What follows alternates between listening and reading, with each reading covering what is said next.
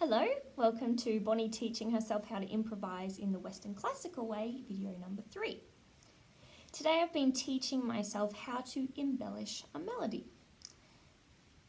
Prior to the 19th century, it was really common practice for during a performance, musicians to improvise by embellishing a melody. So what the composer would do was they would provide the musicians with music notation of the melody and the harmony, but it's really just a skeleton for the musician.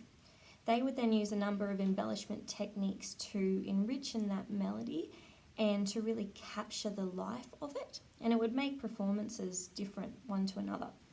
So I've taken a melody that I've written, and I wrote this melody quite a few years ago, but I've always played it just as written, but I thought I'm going to try today to try some of these improvisation techniques that musicians would use to embellish the melody. So my little melody that I wrote is this.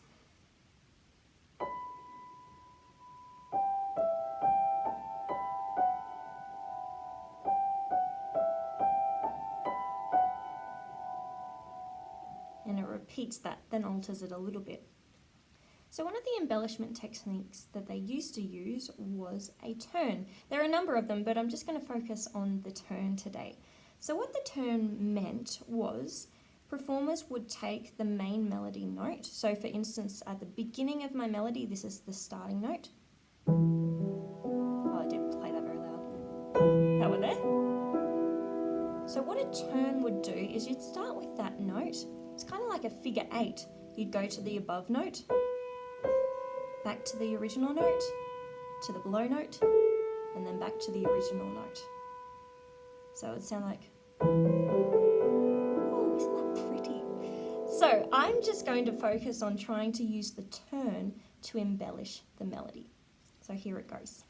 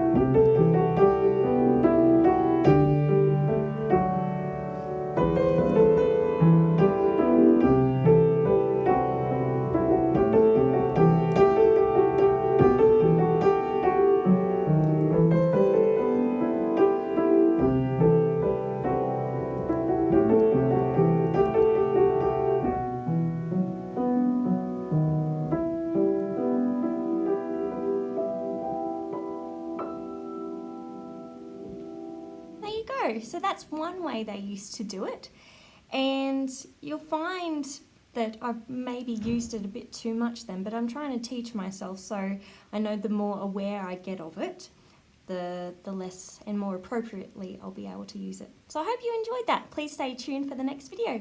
Bye!